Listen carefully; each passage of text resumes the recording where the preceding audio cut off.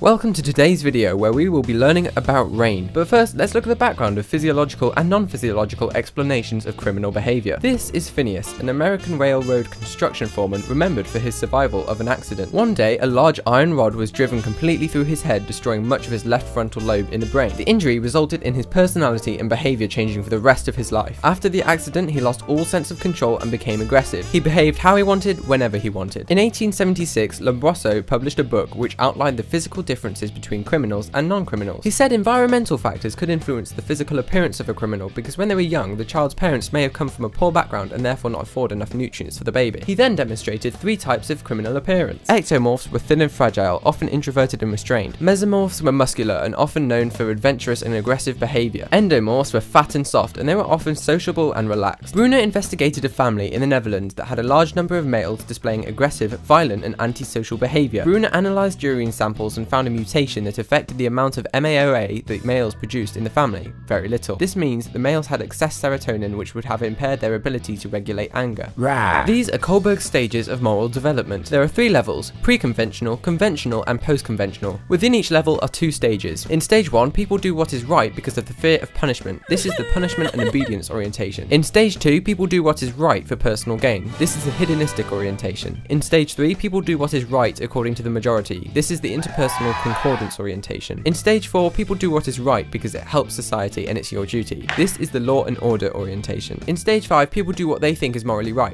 This is the social contract or legalistic orientation. Finally, in stage 6, people do what is right because of our principles of justice. This is called the universal ethical principles orientation. Now that we know a little bit about the background, we can move on to the key research by Raine. His aim was to discover if murderers who have pleaded not guilty by reason of insanity show evidence of brain abnormalities. It was a quasi-experiment with an independent measures designed because the independent variable was naturally occurring. The experimental group were those charged with murder or manslaughter, which consisted of 41 participants in California. The procedure is pretty straightforward. Offenders were in custody and no medication was taken 2 weeks prior to brain scanning. 10 minutes before the FDG injection, participants were given CPT trials. 30 seconds before the FDG injection, the actual CPT began. 32 minutes after the FDG injection, the participant was taken to a PET scanner. Pictures were taken at 10mm intervals. The results may seem confusing, but this is what we're interested in. The prefrontal cortex had lower activity. This is linked to loss of self-control and emotion. The parietal cortex also had lower activity. This is linked to lower verbal ability, meaning that they lacked education. Other parts of the brain, such as the corpus callosum, the amygdala, the hippocampus and the tamulus,